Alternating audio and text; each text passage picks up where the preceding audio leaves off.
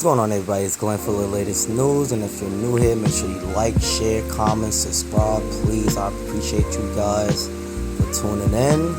We're gonna get into SmackDown from last night, Saudi Arabia. But I was for Night of Champions. SmackDown was definitely a way better show than Monday Night Raw this past week. Monday Night Raw was I already did a review on that shit, but SmackDown sorta kinda delivered. We had started the night off with Cody Rhodes and the Viper Randy Orton. Now we had got some interruption and during the promo or whatever. I heard it was out for like 30 minutes. Now I watched the replay back, and the replay back didn't show me 30 minutes, but those that was watching it live experienced a 30-minute wait time for them to come back on the air, so we pretty much missed the whole, Cody, Rhodes, Raheem, and Randy Orton segment. But I ended up watching it back, online, doing the highlights or whatever the case may be. They pretty much was just saying who's going to win their match against each other, which that definitely going to be a great one between Cody, Raheem, and Randy Orton. So that's pretty much what that was. Then we had the match with I believe it was Jimmy and JC Mateo. I mean, I get it's some story there, with the whole Jimmy, possibly Solo wanting him to rejoin back, on his saga. They all brothers, so but Jimmy ain't feeling that shit, so Solo, that's pretty much what he's trying to do with Jimmy, but Jimmy ain't hearing it. They try to attack Jimmy, after the match. He lost to JC Mateo. JC Mateo, I don't know, it's just, he got no aura with him, man. I kind of want to believe in him, but I don't know. So he had the likes of Jacob too. He came out to his aid, when Jimmy was getting jumped or whatever. So there's some story there, between Jimmy, Jacob, and then Solo and JC Mateo. There's some story there, so I'm not gonna be too mad about that. It just need to, pretty much hurry up and elevate, which it will. It probably will between tonight, because they might see the debut of the Tamatola, one of the Tongan brothers. I keep forgetting his name. He possibly may make his debut tonight at Night of Champions and interfere in the match between Jacob Fatu and Solo, and of course Jacob Fatu the U.S. Championship belt. Speaking of U.S. Championship belts, freaking Selena Vega lost to freaking what's her name, Julia. Yeah, that was alright, man. It was a couple of botches in the beginning of the match, but Julia, I ain't gonna lie, she's very talented. I kind of figured that they was gonna have Selena Vega drop the belt, because she's I don't know, for some odd reason she just wasn't over with it, so they just probably just dropped the ball with her. But so decent match started off sloppy, but it was decent towards the end. But shout out to Julia for winning the U.S. Championship. But as far as Selena Vega, I don't know what's next for her. Maybe a possible rematch, I don't know. But the match was it wasn't nothing to die for, so shout out to Julia Hart. Also, we had the tag team division pretty much going to Adam Pearce, and they know they trash. They know they trash right now. They know that tag team division is trash. So pretty much the tag team division is backstage, pretty much debating against the YS6 do not need to win the tag team belts, because they are freaks. So I guess they see them as freaks, which they characters are. YS6, but it's YS6. I don't know how I feel about the YS6, man. Though I want to get behind them. I'm totally still behind them, but it's just like the world is just not behind YS6 anymore, and I can understand why, because I don't know, man. I'm like I said, I'm still behind the YS6, but it's just I can understand why the wrestling community is not too fully behind them, because of the creative booking. It's not even the YS6 fault. It's the fucking booking that just got them where they at right now, and nobody can really the hype of the YS6 anymore. I mean, they did go against the Street Profits for the World Tag Team Championships, but I mean, like, again, it's a little story there or whatever, because when they was going against the Street Profits, you know what I'm saying, like, the whole tag team division was out there, and I'm like, why the hell the whole tag team division is out there during this match? I'm like, oh, I know why, to be on the YS6 dick. I'm like, oh, they just don't want YS6 to win. So I'm like, oh, okay. For whatever reason, whatever story there, that's I guess what it is. They don't want YS6 to win no belts because I guess they figure it's gonna be like real. It is gonna be definitely difficult for them to take it to the YS6 because not only they got Joe Gacy and Lester Dumas in the tag team, you know, going for the belts. They also got goddamn Eric Rowan and Bo Dallas and Uncle Howdy and Nikki Cross on the outside. So that's like 5 on to like 2. Like, so I can understand why they don't want YS6 to win, but I could see the story, where the story is going. But the YS6 definitely gonna have to go after someone that's higher up. They just, I don't know. They just gotta make it more believable how it was when they debuted it. You know, when they first debuted it, it was Gucci. Like, it was like a horror film, and now it's just like, I don't know. It's just like the YS6 is just watered down. So I mean, like I said, I'm still like behind the YS6, but I just don't know, man. I don't know, but that happened, but I don't know what's going to happen as far as tag team division. It's still, because then we had a match between who was it, Andrade, and we finally got Rey Fenix back against DIY. I don't know what was the purpose of that match. DIY came up short, but I don't. As a tag team division, is still weak. It's just, I don't know, man. They just need to just do something about the tag team division.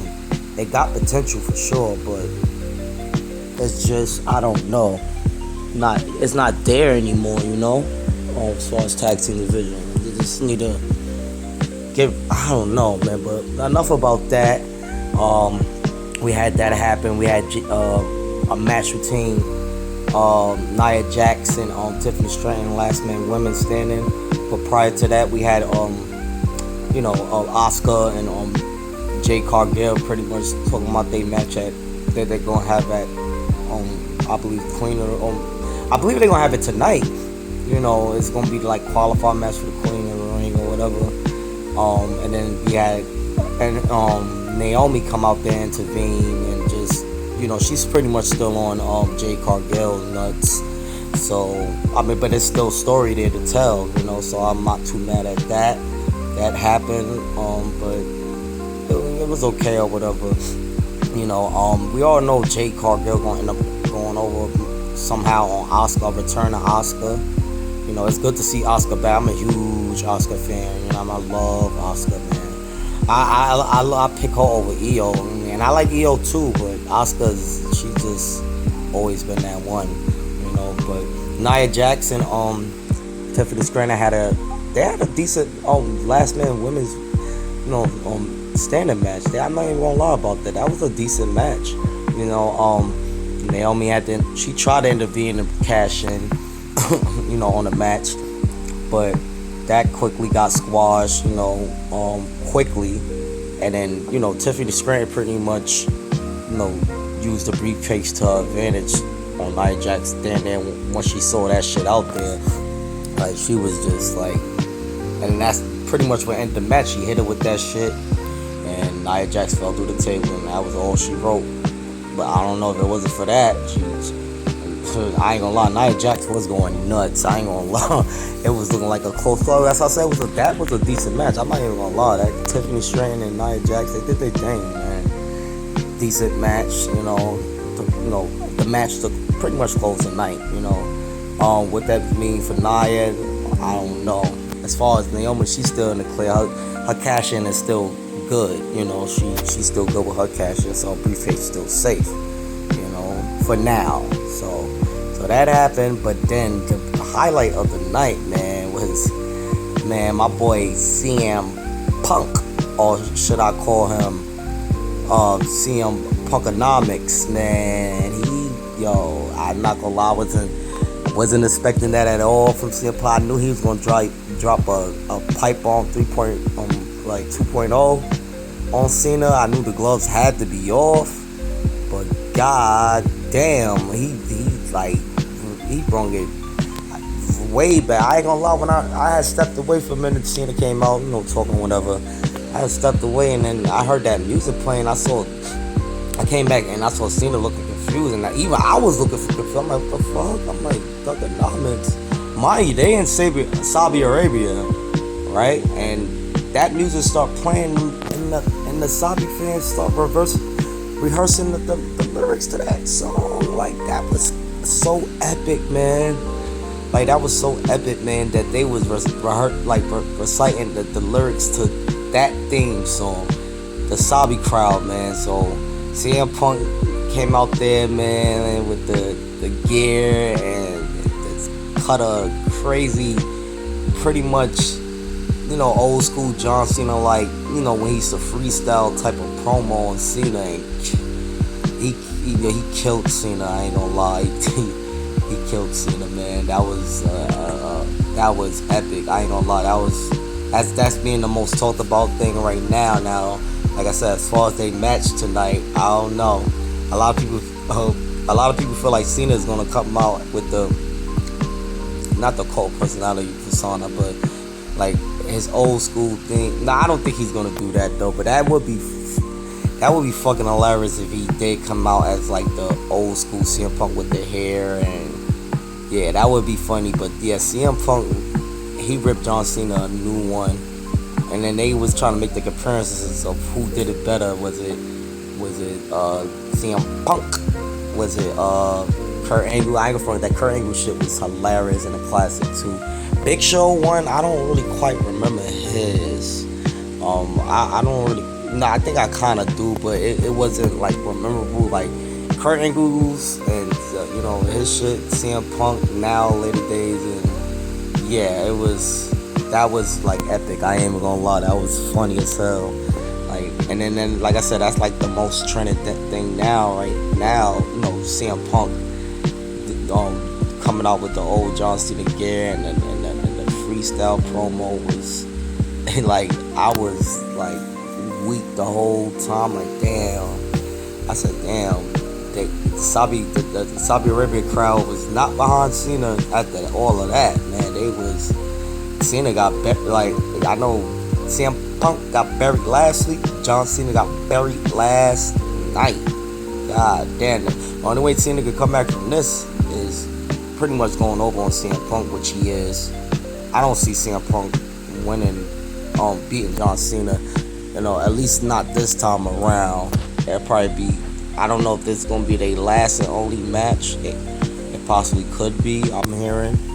Or it could lead up into SummerSlam, but then they'll probably have other plans for Cena at SummerSlam, because, he only has about 6 months. So they'll probably want to go elsewhere. And then you still got Cody Rhodes, Raheem. He still want his title back against John Cena. So I don't know how they're going to play this out. I agree with JD. 3 weeks for this feud was not enough. It should have been a little longer. At least a month build up. A month into the next PLE or whatever the case may be. But for so far what we got, it's pretty epic. I ain't gonna lie.